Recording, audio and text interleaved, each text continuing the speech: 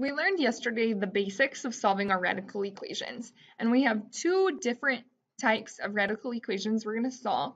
In our first example, so this is really going to be example 3a here.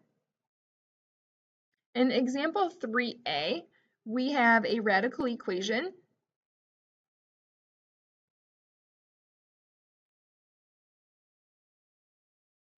with variables on both sides.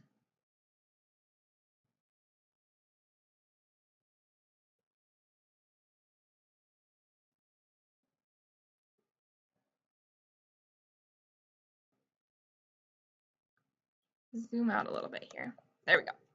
Okay, radical equations with variables on both sides. In my example, let's do the square root of 5x plus 14 equals x. Now, just kind of looking at this left side for a second, I have a square root, and my variable is under a square root. So in order to get rid of that square root, I want to square both sides of my equation.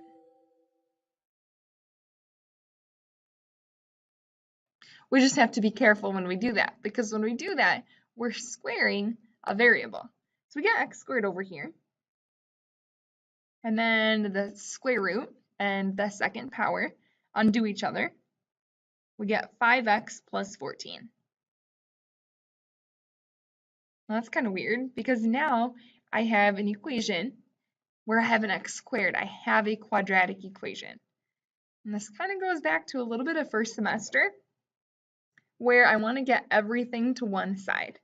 So if I subtract 5x and I subtract 14 from both sides, my equation would be x squared minus 5x minus 14 equals 0. So every time I have an equation with a variable on both sides, a radical equation with a variable on both sides, I'm going to end up with a quadratic here. Now here's the good thing, you will always be able to factor this. If you can't factor, something went wrong, okay? So I want to find what numbers multiply to negative 14 and add to negative 5. Those numbers are negative 7 and positive 2. Which means my solutions to my equation would be 7 and negative 2. Here's the kicker with some of these radical equations with variables on both sides. Sometimes one of these solutions might not work in our equation because of the fact that we squared a variable. Okay, so if you look at this one, we're squaring a negative 2. So my first thought, okay, maybe this negative 2 doesn't work. So we really want to make sure that, especially with these variables on both sides, we plug in our answers just to double check and make sure they work. So my original equation was the square root of 5x plus 14. Plug it back in, I'd have the square root of 35 plus 14,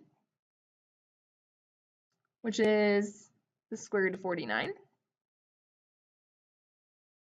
which is 7, which is what x was. Okay, so this one works. If I plug negative 2 in, negative 2 times 5 is negative 10 plus 14. And negative 10 plus 14 is 4. The square root of 4 is 2. But this is supposed to equal x. My x is negative 2. 2 does not equal negative 2, which means this is what we call an extraneous solution.